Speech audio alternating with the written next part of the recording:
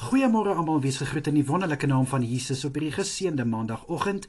En wat 'n voorreg is dit vir my om weer terug te wees na 'n week van 'n bietjie af.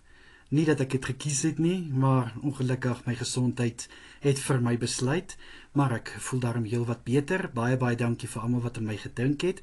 Ek waardeer dit regtig baie en ek het julle gemis. Ek het gemis om te bedien. Maar ek moet vir julle sê, hierdie tydjie wat ek 'n bietjie af was, het my iets laat besef dat ons is geneig om onsself eintlik uit te brand. Ons brand onsself uit. Ons wil soos robotte wees. Dat ons wil wys, ons is hierdie taaf mense. Ons is hierdie mense wat so sterk is. Maar eintlik is ons ook maar net swak. Eintlik is ons ook maar net, ons is net mens. En elkeen van ons se liggame het nodig om te rus. Maar ongelukkig wil ons so sterk wees dat ons dit nie toelaat nie, en dan besluit ons liggame dat, luister, as jy nie die keuse wil maak nie, gaan ek die keuse vir jou maak.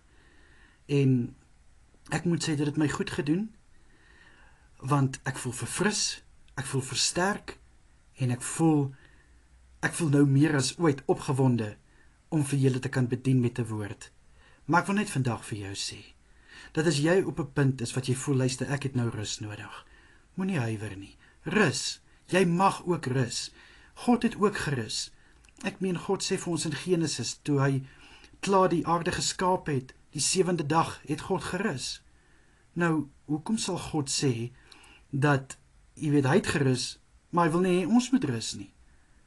En ek meen, in Matteus 11 vers 28, daai bekende vers wat sê, kom na my toe almal wat vermoeid en belas is, en ek sal julle rus gee.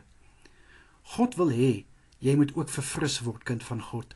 God wil hê, jy moet rus inkry, jy moet versterk word, want hoe meer jy jouself gaan so op 'n plek druk, dat jy nie meer krag het om aan te gaan nie, gaan die kwantiteit wat jy eintlik insit, die kwaliteit oorheers. En eintlik moet die kwaliteit die kwantiteit oorheers, maar ek gaan nog daaroor ook 'n woord bring. Wat ek net vandag vir jou wil sê is, as jy 'n tydjie het om te rus, gebruik elke oomblik daarvan. Rus goed uit, versterk jouself, verfris jouself, en jy sal verbaas wees, dat wat 'n verskil dit maak, nie net in jou liggaam nie, maar in jou gees ook. Want dit is tog wat ons moet doen. Dit is wat ons wil hê, om verfris te wees in ons gees en in ons vlees.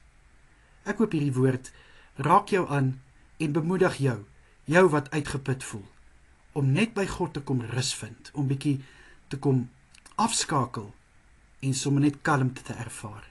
Mag julle elkeen 'n mooi dag verder hê, en kyk mooi na julleself. Totsiens julle, bye bye.